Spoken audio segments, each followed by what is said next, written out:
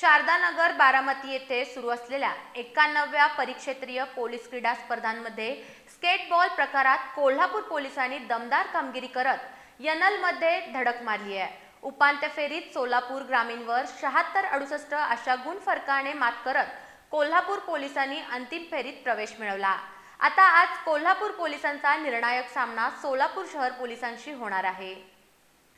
51व्या परिक्षेत्रीय police क्रीडा स्पर्धेत असलेल्या बास्केटबॉल सामन्यांमध्ये कोल्हापूर पोलीस संघानं आज उपांत्य फेरीत आपले वर्चस्व पुन्हा एकदा सिद्ध केले।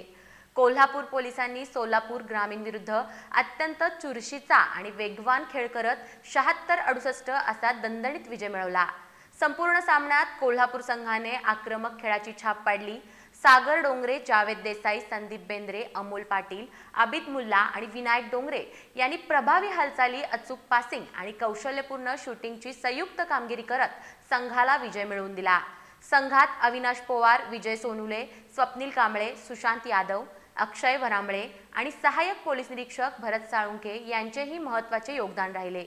कोल्हापूर पोलीस संघाला पोलीस अधीक्षक योगेश कुमार गुप्ता यांचे मार्गदर्शन लाभले असून संघाचे प्रशिक्षक प्रवीण काळे यांनी खेळाडूंना उत्कृष्ट प्रशिक्षण देत संघाला फायनल पर्यंत पोहोचवण्यात महत्त्वपूर्ण भूमिका बजावली।